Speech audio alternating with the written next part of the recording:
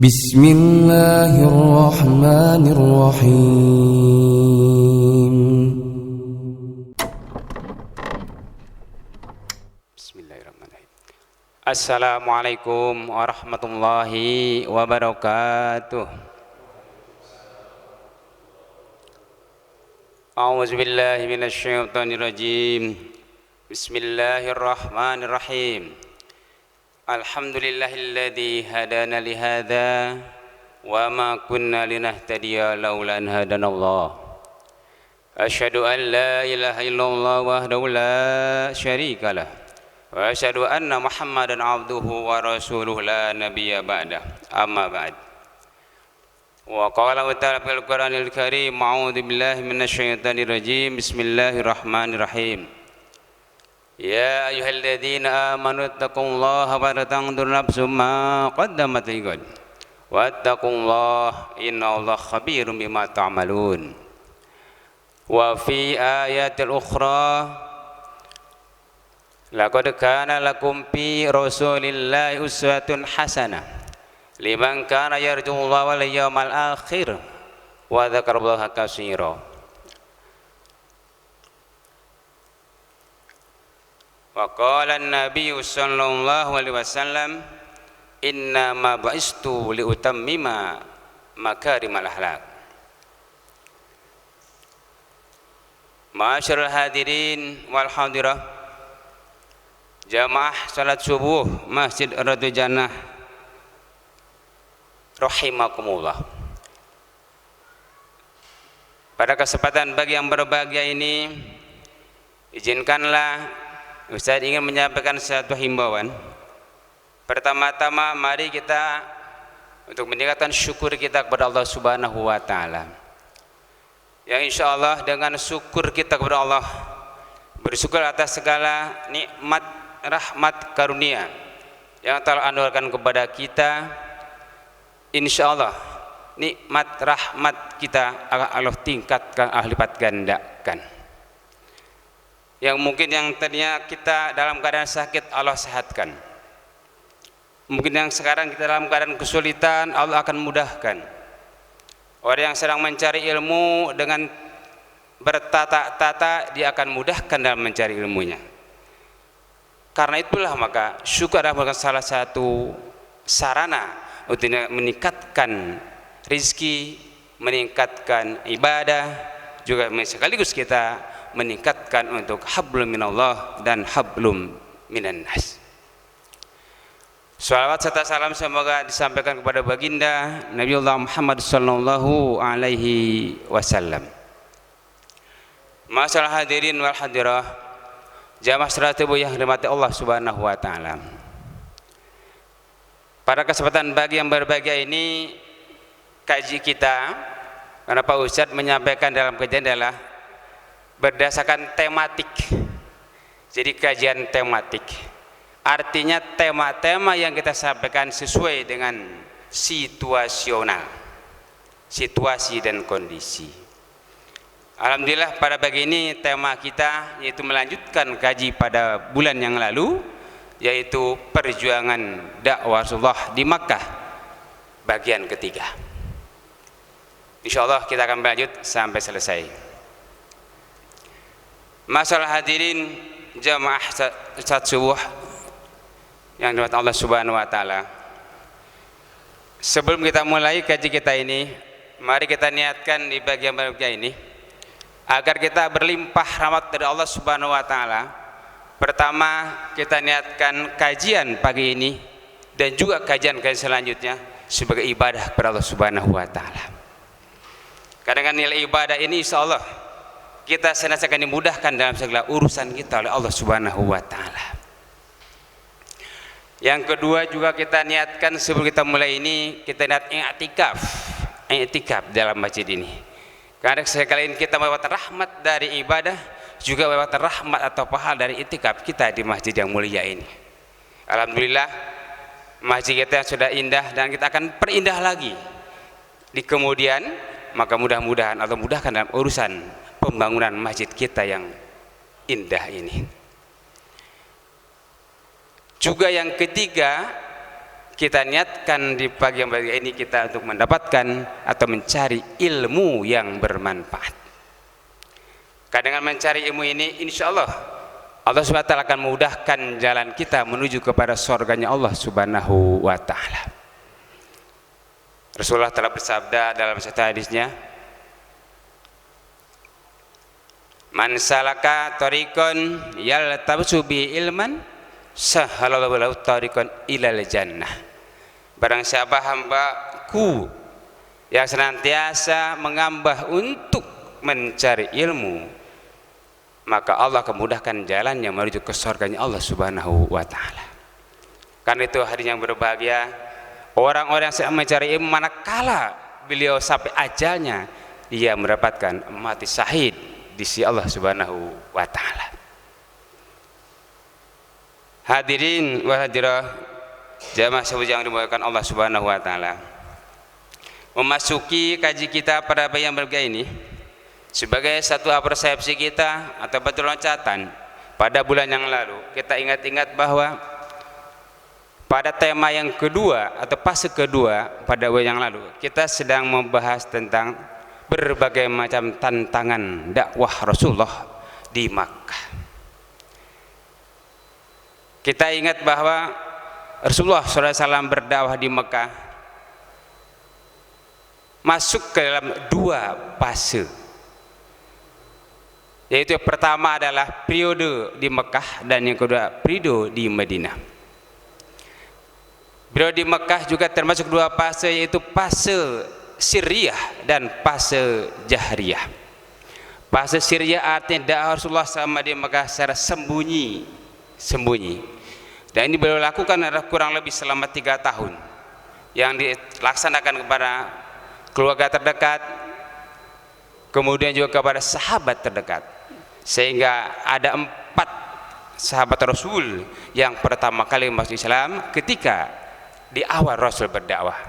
Yang pertama dari golongan ibu, yaitu Siti Khadijah istri Rasulullah, kemudian juga dari golongan keluarga masih, yaitu adalah sepupu Rasulullah Ali bin Abi Thalib, dan juga dalam keluarga yaitu pendamping atau pembantu Rasulullah yaitu Zaid bin Haris. Dan dari golongan sahabat atau golongan dewasa pada waktu yang pertama ini adalah Abu Bakar As-Siddiq. Kemudian fase jahriyah atau yang kedua di Mekah diawali dari adanya satu firman Allah yang memerintahkan kepada Rasulullah dengan sabdanya dengan firman Allah pada surat Al-Hijr ayat 94. Allah berfirman, "Fasda bima tu'maru wa'arid 'anil musyrikin." Wahai Muhammad, sampaikan apa yang telah diperintahkan oleh Allah Subhanahu wa ta'ala, dan wa'arid 'anil musyrikin, dan menghindarlah dari golongan orang yang musyrik. Inilah ayat pertama yang Allah turunkan kepada Rasul Muhammad sebagai satu perintah untuk melaksanakan dakwah secara jahriyah atau terang-terangan. Masyaallah hadirin rahimakumullah. Cukup lama memang setelah berdakwah di Mekah ini. Kalau kita hitung-hitung waktu beliau berdakwah selama kurang lebih 23 tahun. 13 tahun beliau berdakwah di Mekah dan 10 tahun beliau berdakwah di Madinah. Demikian juga rintangan atau tantangan yang Rasulullah hadapi ketika di Makkah itu amat sangat luar biasa. Teringat kepada yang pertama disampaikan, tantangan yang dihadapi Rasulullah adalah datang dari keluarganya sendiri, dari paman-paman Rasulullah, yaitu Abi Lahab, Abu Jahal, dan Abu Sufyan. Tantangan yang pertama adalah membujuk pamanda Abu Thalib yang menjadi tameng atau backing dalam kehidupan Rasulullah. Beliau meminta kepada Abu Thalib agar Muhammad menghentikan dakwah risalah Islam. Lalu Abu Thalib menyampaikan bujukan ini kepada Muhammad Rasulullah. Tapi Rasulullah dengan sikap yang tegas, lugas, Rasulullah menjawab, wahai pamanku, seandainya Allah letakkan matahari di tangan kananku dan bulan di tangan kiriku, aku tidak akan berhenti dari dakwah risalah Islamnya sampai Allah memberikan kemenangan daripada dakwahku ini atau Allah berikan kebinasaan dalam dakwahku ini. Demikian tekad bulat Muhammad dalam menegakkan dakwah risalah Islamiyah di bumi Makkah Al-Mukarramah pada awal secara terang-terangan. Kemudian datang lagi tantangan berikutnya. Para pembesar Quraisy datang kepada Abu Thalib dengan membawakan seorang pemuda yang tampan dengan usia remaja yang sama dengan Muhammad.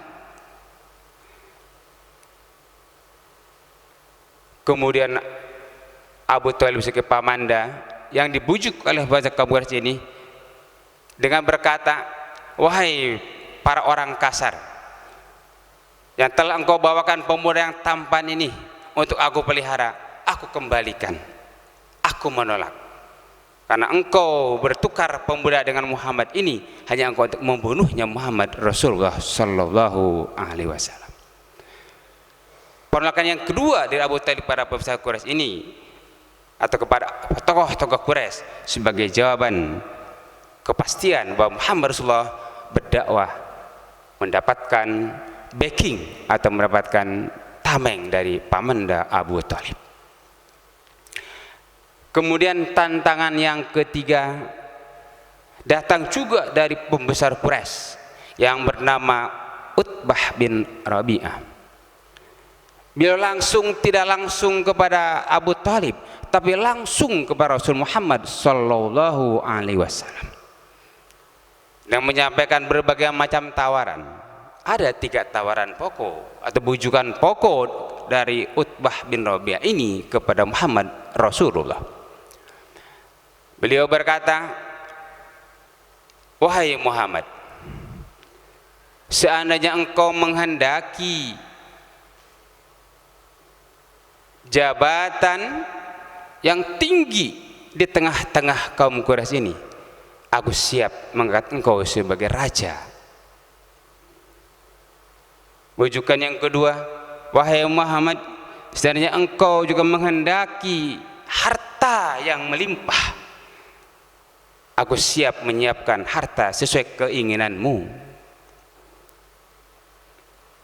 Bujukan ketiga dari Utbah bin Rabi'ah, seandainya engkau juga menghendaki wanita yang tercantik di lingkungan kaum Quraisy, maka aku akan siap untuk memberikan wanita yang tercantik bagimu. Hanya syarat satu, yaitu menghentikan dakwah risalah Islamnya. Lalu bagaimana sikap reaksi daripada Rasulullah? Rasulullah hanya menjawab, aku tidak akan berhenti dari dakwahku ini. Dan beliau membacakan beberapa ayat Al-Quran di depan Utbah bin Rabi'ah. Maka Utbah bin Rabi'ah tertunduk malu dan beliau kembali ke kaumnya menyampaikan bahwa kebenaran ajaran Rasulullah. Bahkan beliau Utbah bin Rabi'ah mengajaknya untuk mengikuti ajaran Muhammad dan beliau masuk Islam. Kemudian datang lagi tantangan dari para tokoh Quraisy, karena melalui bujukan pamanda pun juga tidak berhasil, langsung kepada Rasulullah pun juga ditolaknya. Maka ada lagi bujukan dari tokoh-tokoh Quraisy kepada Muhammad untuk penukaran adanya gerakan ritual atau ubudiyah. Para tokoh Quraisy ini meminta kepada Muhammad, wahai Muhammad, bagaimana kalau aku menawarkan kepadamu untuk kita bertukar dengan sesembahan? bertukar bergantian melaksanakan ibadah. Kalau kamu hendak sehari beribadah menurut ajaranmu, aku pun siap mengikuti sehari menurut ajaranku. Atau kita bergantian seminggu kita mengikuti ajaranmu wahai Muhammad, dan nanti seminggu engkau mengikuti ajaranku wahai Muhammad. Atau mungkin nanti berganti sebulan aku beribadah menurut ajaranmu wahai Muhammad, nanti engkau pun sebulan mengikuti perilaku ibadah menurut ajaran Muhammad. Dengan tegas lugas menjawab bujukan ini dengan menolaknya. Disinilah mungkin salah satu asbab an-nuzul, sebab turunnya Al-Quran surat Al-Kafirun ayat 1 sampai 6. Allah firman dalam Al-Quran, A'udzu billahi minasyaitonir rajim.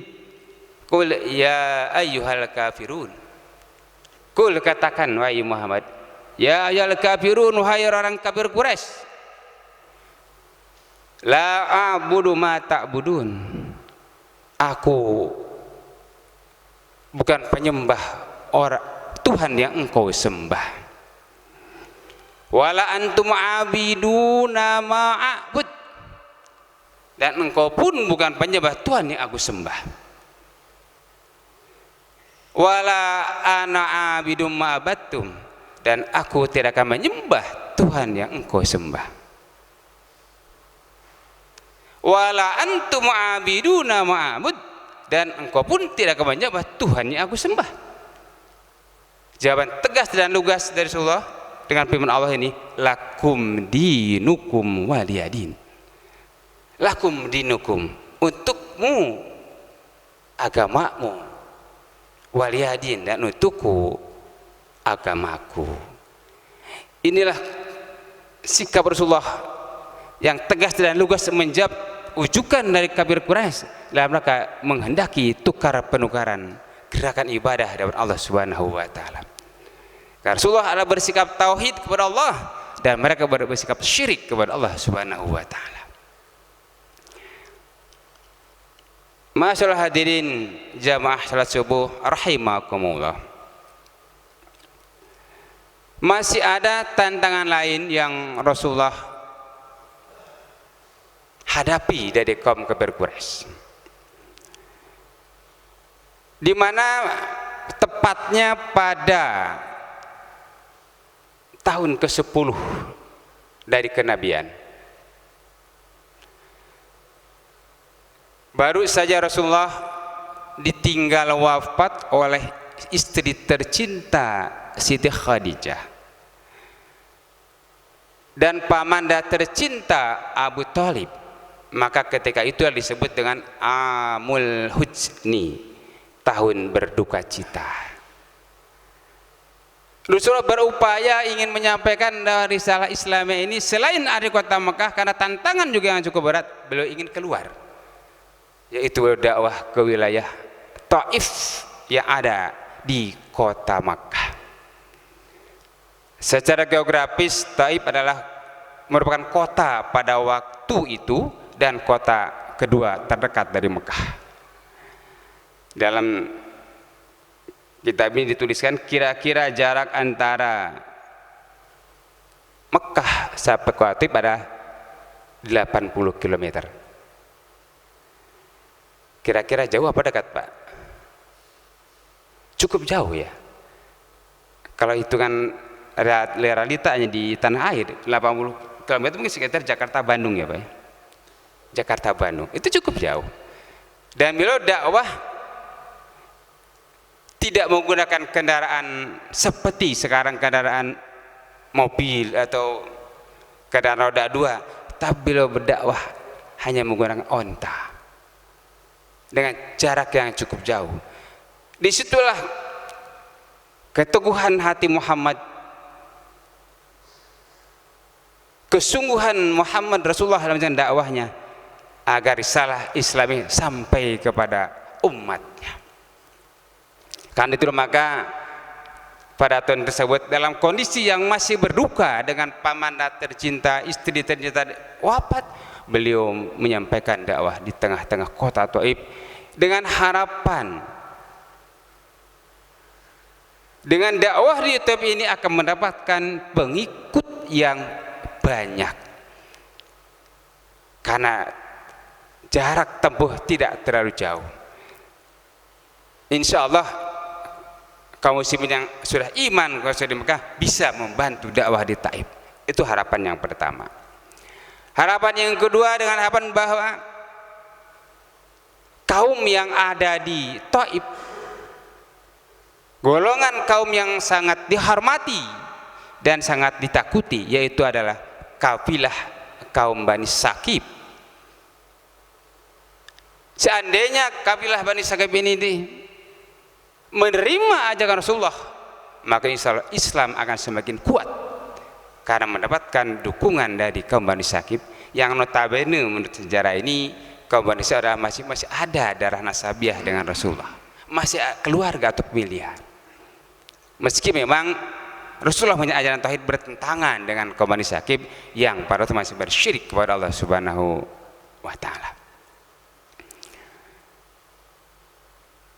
Dalam kitab ini Buddhis menyebutkan kurang lebih 10 hari lamanya beliau berdakwah.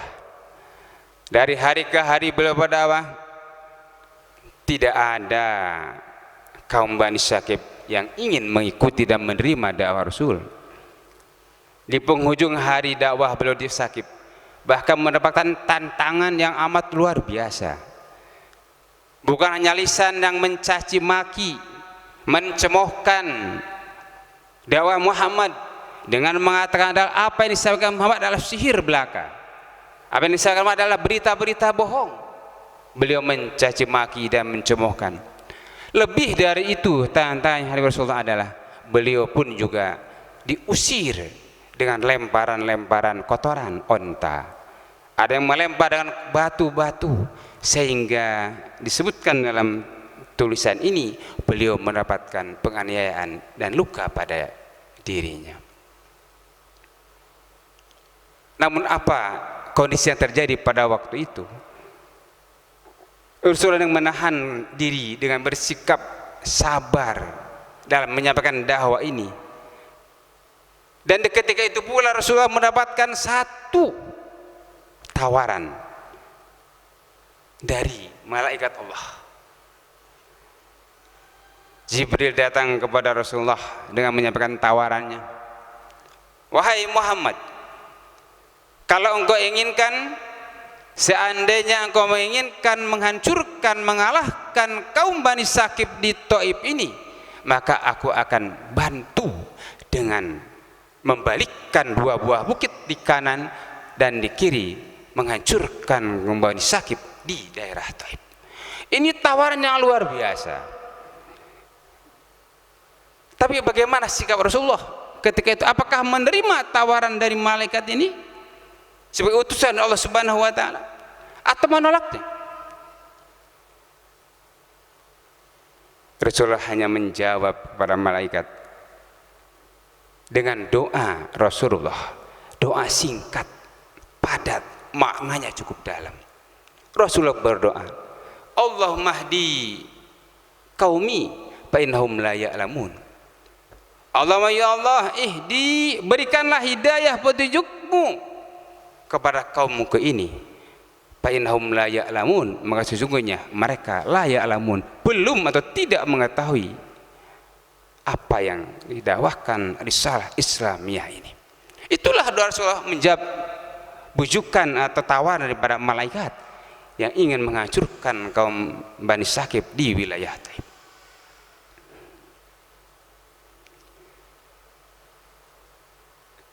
Dalam kisah lain juga disebutkan bahwa ketika itu pula Muhammad Rasulullah sebelum sampai kembali dari Taif ke Mekah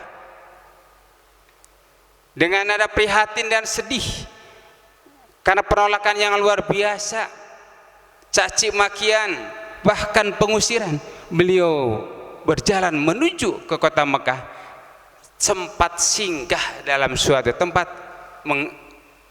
bahasa kita ini adalah singgah di bawah pohon korma, mengaum. Seketika itu beliau merenungkan atau muhasabah ketidakberhasilan daripada dakwah ini. Beliau hanya menyerahkan kepada Allah Subhanahu wa taala untuk mendapat hidayah, inayah, bimbingan untuk melanjutkan dakwahku ini. Kemudian Allah Subhanahu wa taala mengetuk hati seorang tokoh yang punya kebun kurma itu yang bernama Utbah bin Syaibah. Tiba-tiba Utbah bin Syaibah mengutus pembantunya yang bernama Adas dengan menyuruhnya untuk memakan buah anggur. Disampaikan kepada Rasul Muhammad karena beliau tahu Muhammad tidak mendapatkan sajian, tidak mendapatkan jaminan, bahkan juga tidak ada pemberian makanan dari kaum kafir Quraisy ini. Maka Utbah bin Syaibah menyuruh pembantunya untuk memberikan buah anggur semangkuk kepada Rasulullah. Lalu bagaimana sikap Rasulullah dengan diberikannya makanan buah anggur ini? Rasulullah dengan hati yang lega, ikhlas untuk mendapatkan ridha Allah, libtigha mardatillah, untuk mendapatkan mardaat Allah Subhanahu wa taala. Beliau menerimanya dengan hati yang ikhlas. Kemudian setelah diterima dari Adas ini, lalu beliau mengucapkan kalimat basmalah, Bismillahirrahmanirrahim. Seketika itu pula Adas mendengarnya apa yang disampaikan oleh Muhammad Rasulullah, bacaan yang amat mulia, bacanya tidak pernah terdengar di kalangan lisan-lisan kaum Sakif di Taif. Dia terheran dan termangu. Lalu bertanyalah Adas kepada Rasul Muhammad, wahai Muhammad, apa yang kau baca? Muhammad menjawab, itulah kalimat Allah, kalimat yang amat mulia sebagai sebutan nama Tuhanku Allah Subhanahu wa taala. Bismillah, dengan nama Allah.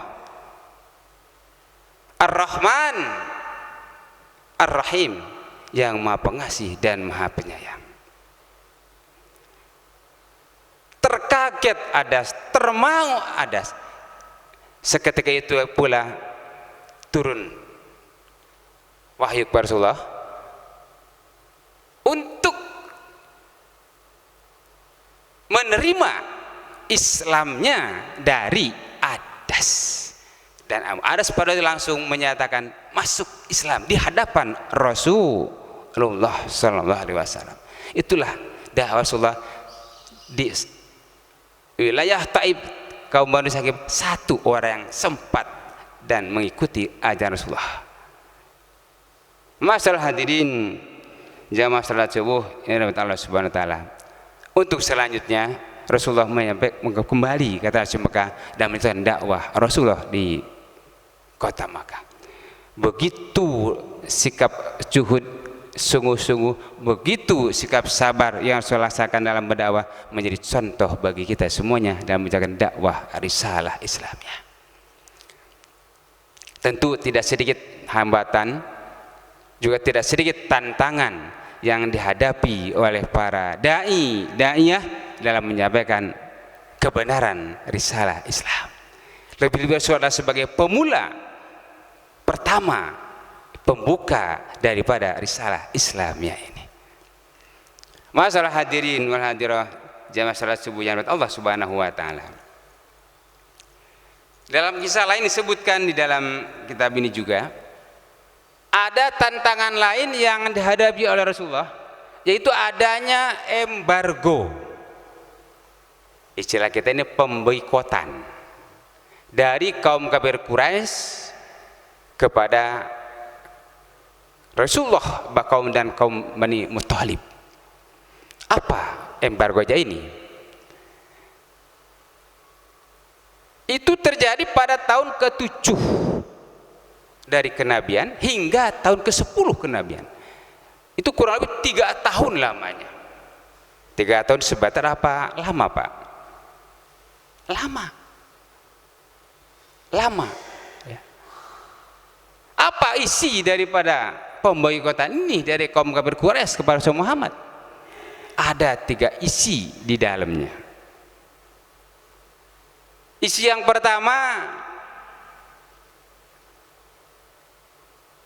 kaum kafir Quraisy tidak boleh mengadakan komunikasi dengan kaum muslimin. Isi yang kedua, kaum kafir Quraisy tidak boleh mengadakan hubungan niaga atau dagang dengan kaum muslimin. Dan isi yang ketiga, kaum kafir Quraisy tidak boleh mengadakan hubungan pernikahan atau dinikahi oleh kaum muslimin. 3 isi dari pemboikotan ini membuat kaum muslimin Bani Muthalib dan Bani Hashim itu mendapatkan kesulitan dalam kehidupan sehari-hari. Kita tidak bisa berbicara komunikasi, kita tidak bisa mengadakan hubungan dagang, dan juga tidak bisa mengadakan hubungan keluarga pernikahan. Itu luar biasa. Pemboikotan yang dirasakan sangat pelik dan pedih oleh Rasul Muhammad Sallallahu Alaihi Wasallam.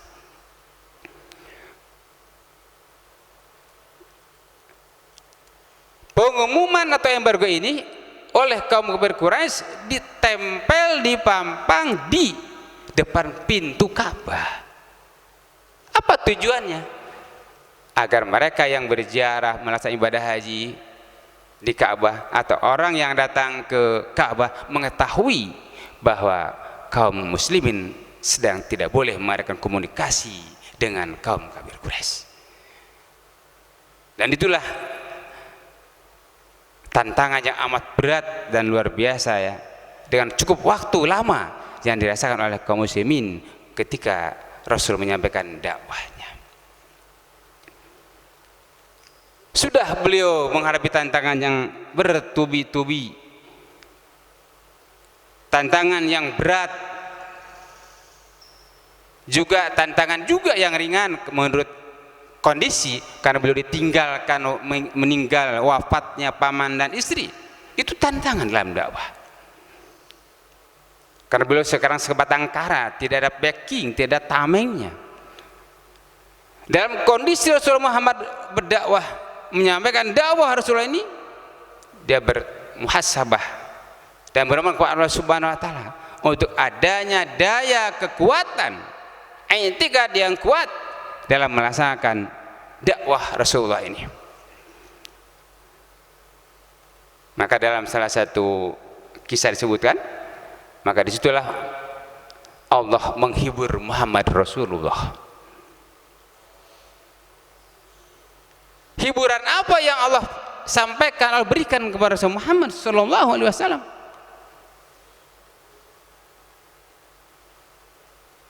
Hiburan yang berat tantangannya, dan juga hiburan yang cukup dirasakan penghibur atau penglibur lara bagi Rasul Muhammad, yaitu Rasulullah tepatnya pada tahun ke-11 dari kenabian, Muhammad Rasulullah diisrokan dan dimi'rajkan oleh Allah Subhanahu Wa Taala. Ini Allah tegaskan dalam Al-Quran surat Al-Isra ayat 1. Allah firmankan, a'udzubillahi minasyaitonirrajim, bismillahirrahmanirrahim, subhanalladzi asra bi 'abdihi lailan minal masjidil haram ilal masjidil aqsa alladzi barakna haulahu linuriyahu min ayatina innahu was-samiul basir. Al-Isra ayat 1, yang artinya subhanalladzi asra bi 'abdihi lailan minal masjidil haram ilal masjidil aqsa. Zat Allah yang maha suci yang telah memperjalankan hambanya Muhammad Rasulullah dari Masjidil Haram sampai ke Masjid Aqsa. Isra. Alladzi barakna haulahu linuriyahu min ayatina. Alladzi barakna, ya Allah telah berkahi haulahu linuriyahu, di sekelilingnya. Untuk apa? Linuriyahu min ayatina, untuk memperlihatkan tanda-tanda kebesaran Allah. Innahu as-sami'ul basir, sesungguhnya Allah Maha mendengar dan Maha melihat. Masyaallah hadirin jamaah salat subuh rahimakumullah. Kalau kita kaji ayat ini, sungguh luar biasa maknanya, mengundang tantangan bagi Rasul Muhammad. Karena terjadinya peristiwa ini, Isra dan Mi'raj ini, di luar lubuk akal manusia.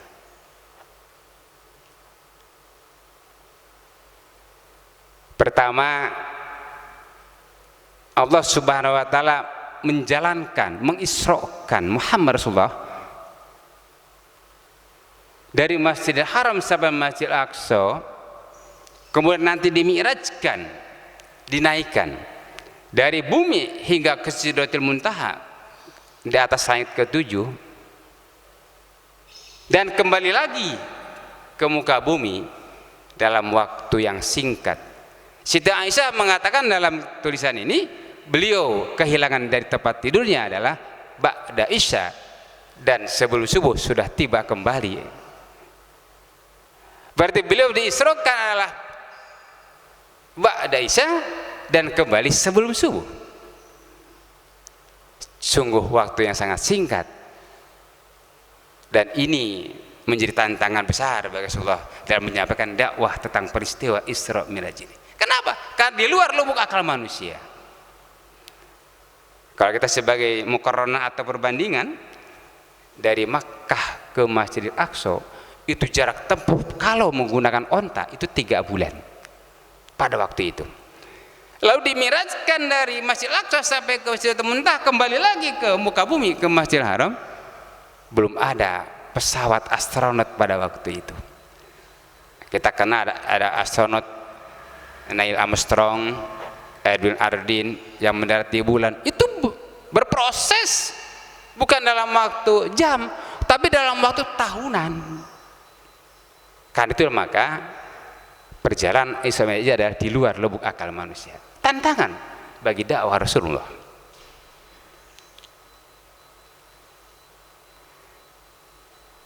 Kemudian juga yang kedua, hasil daripada peristiwa Isra Mi'raj ini yaitu perintah, mendapatkan perintah salat 5 waktu, tantangan untuk menyampaikan dakwah ini kepada kaum kafir Quraisy. Karena kebiasaan mereka bersikap syirik kepada Allah, menyembah berhala, sekarang bersikap tauhid kepada Allah dan melaksanakan ibadah salat yang tidak kelihatan Tuhannya, karena sebagai gaib. Jadi tantangan luar biasa menyampaikan hasil daripada peristiwa Isra Mi'raj ini. Sungguh Rasulullah menyampaikan dakwah, bertubi-tubi tantangan akan dihadapi di periode Makkah ini pun juga nanti di periode Madinah. Masyaallah hadirin jamaah salat subuh rahimakumullah. Kalau kita kaji sekelumit masalah Isra Mi'raj ini, sering para ulama juga menyebutkan dalam dakwah, ada yang mengatakan tidak mungkin Rasulullah itu berisra dan Mi'raj dalam waktu yang sesingkat itu.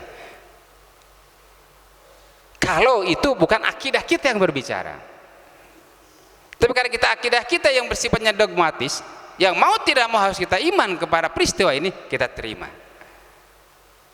Laksana yang disampaikan oleh Abu Bakar As-Siddiq ketika mendapatkan pertanyaan dari kafir Quraisy tentang hal yang sama, maka Abu Bakarlah yang menjawab dan membenarkan tentang peristiwa adanya Isra Mi'raj yang pertama sekali.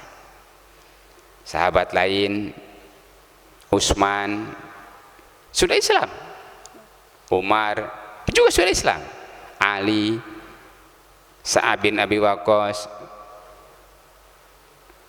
Abil Arqam, Abdurrahman bin Auf hadir. Tidak ada yang bisa menjawab tentang pertanyaan dari kaum Quraisy ini dan tidak bisa membenarkannya. Abu Bakar As-Siddiq lah yang berani dengan tegas menyatakan bahwa apapun yang disampaikan oleh Muhammad, qala sadaqta kama qala Abu Bakar. Betul yang disampaikan oleh Abu Bakar ini membenarkan peristiwa adanya tentang Isra dan Mi'raj. Maka itulah dan kondisi Abu Bakar yang pertama kali membenarkan, percaya, menerima informasi yang berat ini, maka Abu Bakar As-Siddiq, maka Abu Bakar diberikan gelar Rasulullah yaitu As-Siddiq. As-Siddiq artinya membenarkan berita adanya peristiwa Isra dan Mi'raj. Dinyatakan dalam tulisan ini bahwa Abu Bakar pada hakikat bukan nama yang asli itu. Abu Bakar ada bernama Abdullah bin Quhafah bin Hisam. Itu nama aslinya.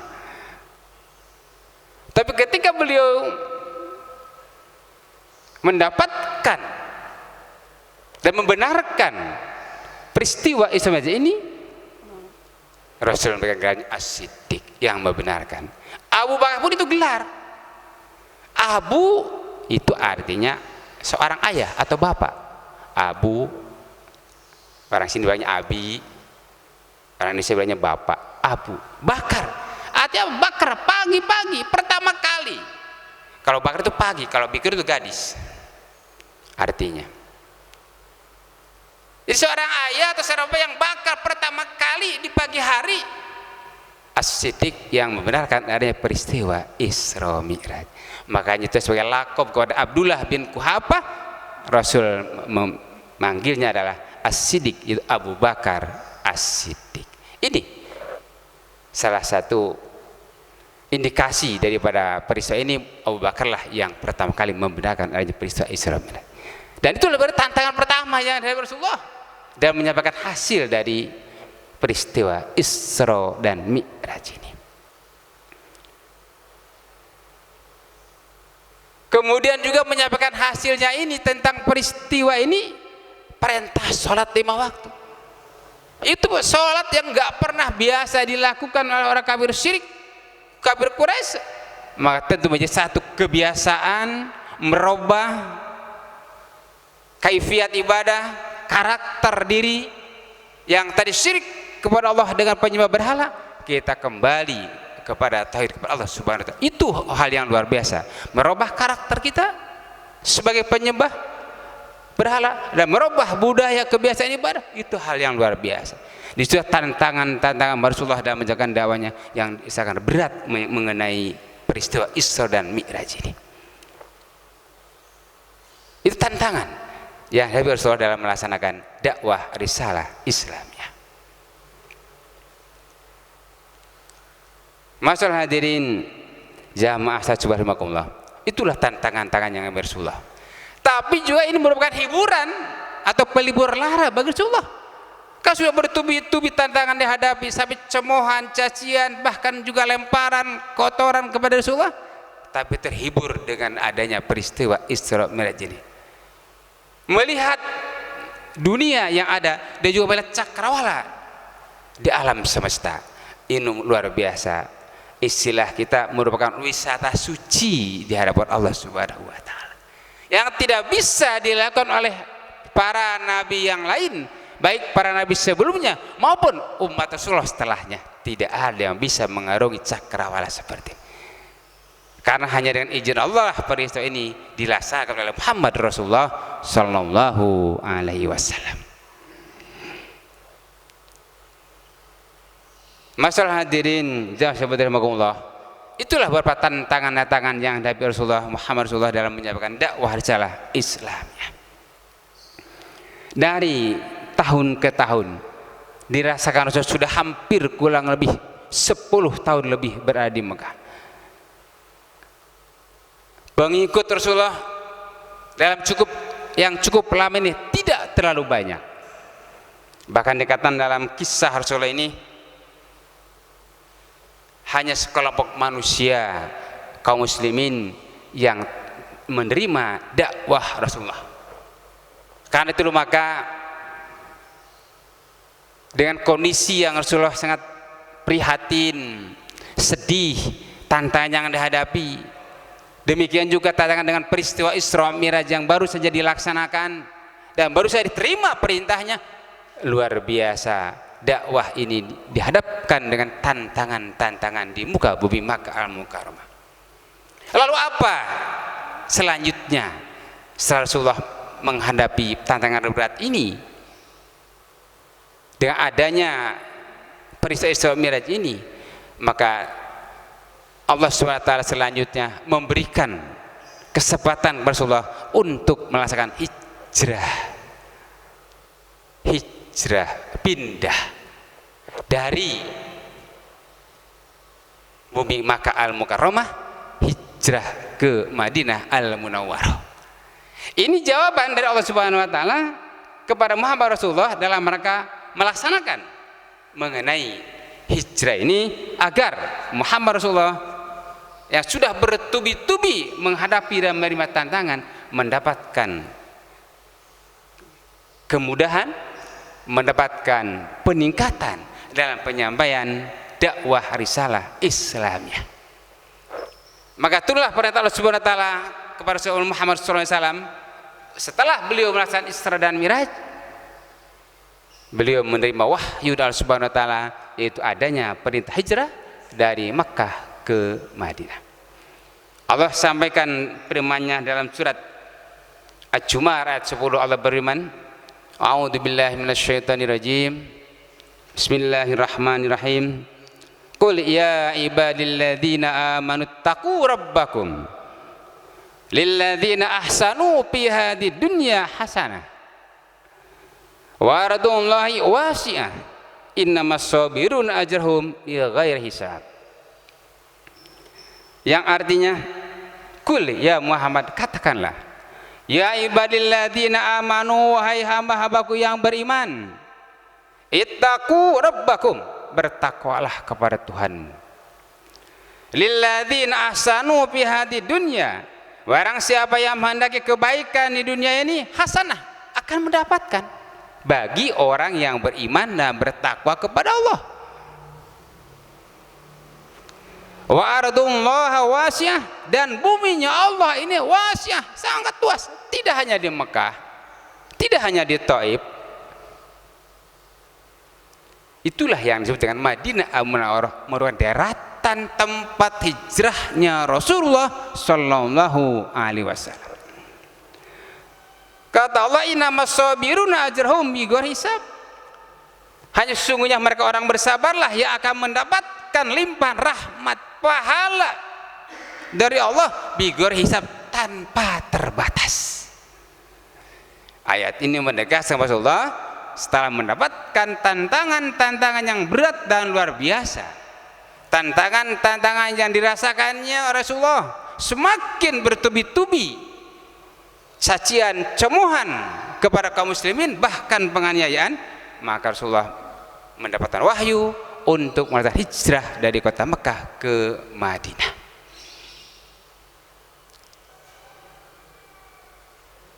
Kenapa Muhammad memilih kota Madinah? Padahal tidak disebutkan itu adalah kota Madinah. Dalam sejarah disebutkan karena kota Madinah adalah merupakan kota terdekat ketiga setelah Taif. Kalau sekarang kita lihat secara geografis, kalau kita para jamaah haji di Tanah Suci itu berangkat dari kota Mekah ke Madinah, kalau kilometernya sekarang itu 487 kilometer. Kalau tadi katanya 80 kilometer, cukup jauh, cukup jauh. Karena itu maka ketika nanti hijrah Rasulullah dari Mekah ke Madinah itu bukan waktu yang cukup luar biasa, karena beliau dan kaum muslimin menggunakan kendaraan onta 487 km. Nah sekarang ditempuh dalam jarak tempuh dengan dunia masa kini menggunakan kendaraan mobil itu cukup hanya 7 jam dari Mekah ke Madinah. Sekarang dunia masa kini menggunakan pesawat hanya 1,5 jam. Lebih-lebih sekarang ada lagi berita terakhir yang saya terima, adanya lokomotif yang sangat modern ya, yang sangat modern. Itu hanya bisa ditempuh dalam beberapa menit saja. Wallahu alam, kita belum pernah mencoba. Tapi baru informasi, kalau sudah uji coba oleh Raja Arab Saudi, ya, oleh dunia IT-nya sudah dikembangkan dan sudah dicoba, sudah bisa dilaksanakan oleh penduduk Mekah. Tapi belum dicoba untuk jamaah haji. Mungkin asumsi kita pada tahun-tahun berikutnya, karena cukup banyaknya animo keinginan jamaah haji yang datang ke tanah suci Makkah Mukarramah, itu bisa dimanfaatkan untuk jamaah haji transit dari Mekah ke Madinah, atau sebaliknya dari Madinah ke Mekah. Madinah ke Mekah untuk transit gelombang pertama jamaah haji, dan dari Mekah ke Madinah transit jamaah haji gelombang kedua. Mungkin pada tahun yang akan datang, terutama mungkin akan diawali oleh jamaah-jamaah umroh yang akan melaksanakan di kota Makkah dan Madinah Al-Munawwarah. Ini satu perkembangan yang luar biasa dalam dunia transportasi di Makkah Al-Mukarramah, pengembangan daripada dakwah Rasulullah di zamannya, dan sekarang sudah dakwah di zamannya. Jadi peristiwa jadi membawa satu kebahagiaan, membawa satu kemajuan, membawa satu perkembangan bagi tersiarnya dunia Islam. Bukan hanya di kota Makkah saja, tapi nanti akan sampai ke kota Madinah Al-Munawwarah. Masa hadirin rahimakumullah, peristiwa jadi cukup panjang juga kalau kita sampaikan karena bukan waktu. Ya, insya Allah kita akan bersambung pada pertemuan yang akan datang. Alhamdulillah hari ini kita sudah sampaikan perjuangan dakwah Rasulullah di Mekah bagian ketiga ini sampai kepada hijrahnya Muhammad Rasulullah dari Mekah ke Madinah dalam bentuk firman Allah pada surat Jum'ah ayat 10. Prosesnya insya Allah kita akan sampaikan pada pertemuan yang akan datang. Demikian kaji kita pada bagian ini yang dapat saya sampaikan sedikit, mudah-mudahan bermanfaat, menjadi satu penggugah untuk kita untuk selalu terus meningkatkan ilmu kita dalam rangka melaksanakan hablum minallah dan hablum minan nas. Mari kita tutup dengan kalimat majlis. Subhanallah wa bihamdika asyhadu an la ilaha illa anta asyhadu an anta astaghfiruka wa atubu ilaik. Wabillahi taufiq wal hidayah. Wassalamualaikum warahmatullahi wabarakatuh.